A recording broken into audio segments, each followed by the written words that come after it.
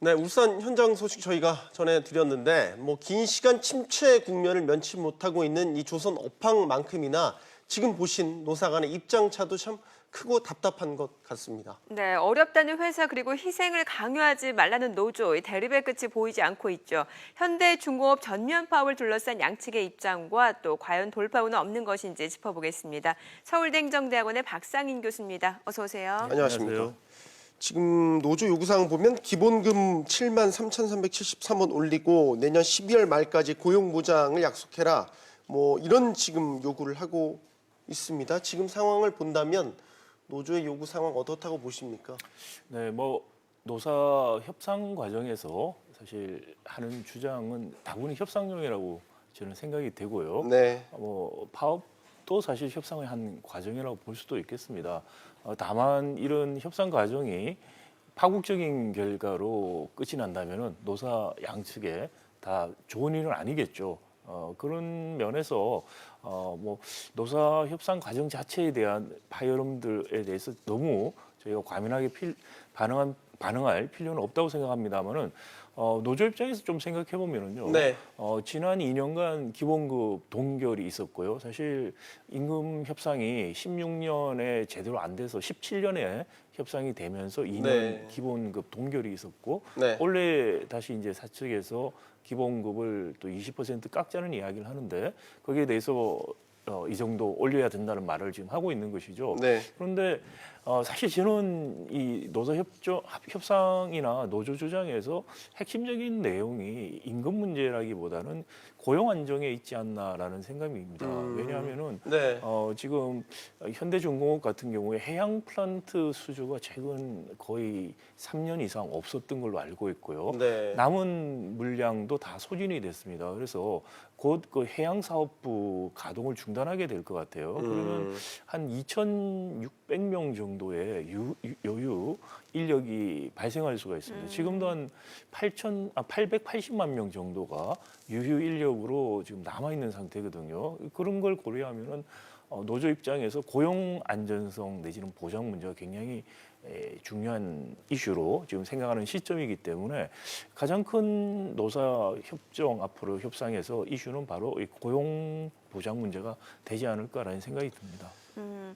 그러면 결과적으로는 앞서서도 간략히 언급을 주셨던 분기별 실적이라든지 수주 상황을 좀 고려해야 된다라는 의미로 들리거든요. 네, 그렇습니다. 지금 예. 이게 2015년, 16년에 이른바 수주 절벽이라는 일이 벌어졌었죠. 네. 그때 수주를 많이 못했기 때문에 아시다시피 이제 배를 만들 때 이 배를 만드는 기간이 상당히 오래 걸립니다. 근데 잔여 그 전에 있었던 수주 물량으로 작업했던 것들이 거의 소진이 되고 있고 예. 지금 2016년, 15년 수주 못했던 게 현실적으로 일감이 없는 걸로 나타나고 있는 것이죠. 원래 좀 수주가 늘어나고 있습니다만은 이거 역시 당장의 일감으로 반영되는 건 조금 시간이 걸린다는 것이죠. 그런 네. 측면에서 올해, 내년 그리고 더더구나 이제 해양 플랜트 사업 부진 때문에 오는 구조적인 문제 때문에 한 번 더 인력 감축 내지는 조정이 현대중공업 입장에서 필요하다고 판단이 됐을 것이고요. 노동조합 입장에서도 이런 판단을 같이 아마 한 것 같습니다. 그런 입장에서 최대한 고용 보장을 이끌어내겠다는 게 이번 파업이라든지 쟁의의 가장 핵심적 내용이 될 것 같습니다. 그러니까 기본급 인상이나 그런 것보다 핵심은 고용 보장에 고용 안정. 있다라고 예. 한다면 그래서일까요? 올해만 해도 협상을 지금 20번 이렇게 그러게요. 했는데 예. 전혀 입장차가 좁혀지지 않은 것 같아서 사실 네. 이런 상황에서 파업을 하는 노조도 사실 부담스러운 게 사실일 텐데 네. 그럼에도 불구하고 이렇게 입장차가 좁혀지지 않으니까 파업에 나서게 되는 이런 상황들 또 굴레처럼 또 반복되는 거 아닌가 우려가 돼서요? 맞는 말씀이고요. 사실 회사 상황이나 산업 전반적인 상황이 좋지 않을 때 노조의 협상력이 그다지 높을 수가 없습니다. 예를 들어서 지금 일을 못하고 있는 그 유휴 인력이 한 880명 이미 있고요. 네. 거기에다가 해양사업부를 가동 중단하게 되면 한 2,600명 정도의 일자리가 또 감소가 되는 것이죠. 네. 그런 상황에서 사실 노조 입장에서 볼 때는 상반기에 해양사업부 가동 중단 결정이 내려지고 본격적으로 유휴 인력이 발생하기 전에 어떻게든 고용 안정에 대한 보장을 받고 싶어서 지금 하는 것이고 그런 과정이다 보니까 노사 간의 이해가 참 첨예하고 말씀하신 것처럼 많은 20여 차례 협상이 있었지만 지지부진한 지금 상태에 있는 게 아닌가 싶습니다. 네. 사실 그런데 노조가 지금 회사 상황을 모르는 건 아닐 거 아니에요. 그렇죠. 예. 네, 모르는 것이 아니기 때문에 사실 지난 2년간 기본급 동결을 한 것이고요. 또 올해도 아마 선제적으로 제가 보기엔 뭐 임금 양측에서 이야기하는 임금 부분은 기사원 부분인 것 같고요. 더 중요한 것은 고용 안정 부분이다. 원래 해양사업부가 가동이 중단되고 또 수주 15년, 16년 수주 절벽 영향 이런 것 때문에 상당한 정도의 인력 조정이 있을 수 있다는 것을 노조나 회사가 다 이미 알고 생각하고 있다. 있는 것 같습니다. 그런 상황에서 노조 입장에서는 최대한 자기들의 일자리를 지키겠다는 그런 전략적 의미에서 지금 이런 파업들이 일어나고 있는 것이 아닌가 저는 그렇게 이해를 하고 있습니다. 네. 자, 그래서 지금 사측이 노조가 파업 동안 이 불법 행위를 하는 것에 대해서 민형사상 책임까지 묻겠다. 굉장히 강경한 입장을 밝히고 있거든요.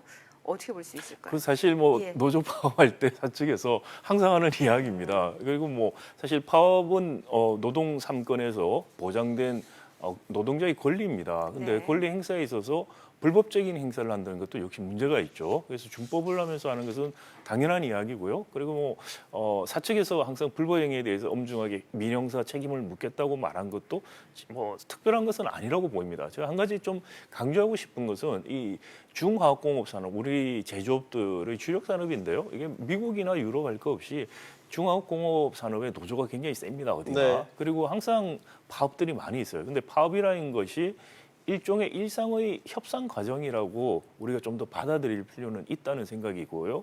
거기에 대해서 너무 예민하게 반응할 필요는 좀 없는 게 아닌가. 말씀드린 것처럼 2016년, 17년은 16년엔 아예 임금 협상이 되지가 않았어요. 그래서 2년이 지나서 협상을 했고 노조가 기본급을 동결 2년 동안 하는 걸 네. 받아들였었죠. 지금 또 눈에 띄는 거는 노조가 이 정몽구 현대차 그룹 회장의 면담을 요구하기도 했단 말이죠. 그럼 이거는 현대중공업 차원이 아니라 뭐 범현대가라고 할까요? 현대차 그룹까지 이런 차원에서 문제 해결을 요구한다 이런 식으로 해석이 될 수 있어서요. 네. 전 적절하지 않다고 생각이 되고요. 현대차 그룹과 현대중공업 그룹은 계열 분리된 지가 거의 그렇죠. 20년이 예. 됐고요. 전혀 별개의 단위이기 때문에 노조에서 현대차 그룹에 대해서 이야기한 것은 전혀 적절치 못하다라는 생각이고요. 한 가지 제가 강조하고 싶은 것은 네. 노사가 기업이 궁극적으로 잘 돼야만 노조도 노동자도 잘 될 수 있고 기업도 잘 될 수 있다는 것이죠. 그래서 이런 노사 협정 과정이라는 게 궁극적인 목적이 기업이 생산성을 높이고 네. 생존 가능성을 높이는 데 있다는 것이고요. 그리고 또 하나는 그 열매가 또는 그 부담이 노사가 공평하게 져야 된다는 겁니다. 지금 우리 노동자들이 느끼는 불만 중에 하나는 과실은 보통 사측에서 가져가고 폐해가 있을 때는 노동자에게 다 전가한다는 그런 불만이 있으세요. 근데 그거는 기본적으로 제가 보기에 사실 여부를 떠나서 노사 간의 불신이 굉장히 높다라는 네. 것을 보여주고요. 그래서 차제에 노사 간의 불신을 깨트릴 수 있는 그런 좀 획기적인 방안들을 사측에서 좀 제안할 필요가 있지 않을까라는 생각이 듭니다. 예를 들어서 이런 거죠. 지금 뭐 노동이사제 이런 이야기 많이 나오고 있는데 이사회에 아예 노동조합의 대표가 들어와서 우리 회사 상황이나 이런 거 한번 보자. 그리고 같이 토론도 하고 또 노동이사가 노동조합에 대해서 설득할 것은 하고 그럼 가교 역할을 해서 회사의 장래에 대해서 불신을 좀 없애고 가자. 이런 것도 필요하다고 생각이 되고요. 그럼 기본급 말고 성과급 같은 것들을 어느 정도 줄 수는 있겠죠. 그럴 때도 현금 말고 예를 들어서 기업이 갖고 있는 자기 주식 같은 것들, 주식들을 노조에게 나눠주는 것이죠. 그러면 결국은 회사가 잘 되면은 노동조합도 같이 노동조합에 있는 노동자들도 같은 혜택을 누리고 회사가 잘 안 되면 같이 폐해를 보게 되는 것이죠. 일종의 스탁 옵션 주는 거 비슷한 것인데 네. 그런 정책 같은 것들을 저는 한번 고려해 보면 어떨까. 그래서 정말 우리가 같이 헤쳐나가고 어려움도 같이 지고 성과도 같이 나누겠다는 것을 그것은 이제 사측에서 이니셔티브를 취해야 될 문제라고 생각합니다. 그러면은 노조 측에서는 어떤 방법이 없는 겁니까? 말씀해주신 답은 일단 사측에서 제시하는 답이다 보니까요. 네, 물론 이제 그런 예를 들어서 성과급 같은 것들을 주식으로 배당 같이 주식을 나눠주는 스탁 옵션 같이 주는 것들을 사측에서 받아들여야겠죠. 사측에서도 현금을 요구한다. 그러면 회사 장래보다 당장에 현금을 받겠다고 이야기하는 것은 그만큼 회사 장래에 대한 노동조합의 일종의 커미먼트라고 할까요? 네. 그런 것들이 약하다는 것을 보여주는 그렇겠죠, 것이기 때문에 예. 양측에 다 리트머스 시험지도 될 수 있다고 생각이 됩니다. 마지막 질문은 구조조정 질문을 좀 드리고 싶어요. 네. 조선업 구조조정 아직 끝난 거 아니죠? 아니죠. 분명히 물론 관심에서 조금 멀어졌다고는 하지만 앞으로 구조조정 이 향배에 대해서 좀 전망을 미리 짚어주시죠. 앞서 유유 인력도 상당하다라고 네, 말씀하셨으니까요. 조선업 업황에 대해서 예측은 아직까지 참 어렵고요. 어떻게 앞으로 더 추가적인 구조조정 같은 게 필요할 수도 있을 거라는 생각이 들고요. 조선업뿐만이 아니고 좀 전에 리포트에서 나왔습니다만 자동차 산업도 마찬가지입니다. 철강도 마찬가지고요.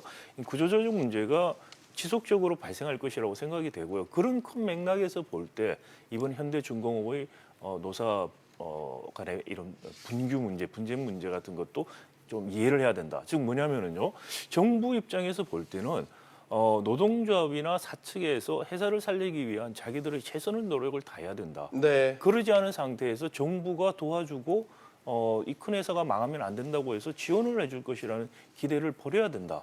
라는 시그널을 분명히 줄 필요가 있습니다. 그것이 지난번에 금호 타이어 협상에서 정부가 견제했던 원칙이었고요. 그럼에도 불구하고 한국 GM 협상에서는 그 원칙을 정부가 스스로 버려서 일관성을 잃어버렸다는 문제점이 있었죠. 그러니까 정부가 그런 일관성 있는 원칙을 견제하겠다는 시그널을 주는 것도 노사 협상에서 굉장히 중요한 영향을 미칠 수 있는 요인이 될 것이라고 생각됩니다. 알겠습니다. 박상인 교수였습니다. 감사합니다. 네, 잘 감사합니다. 들었습니다.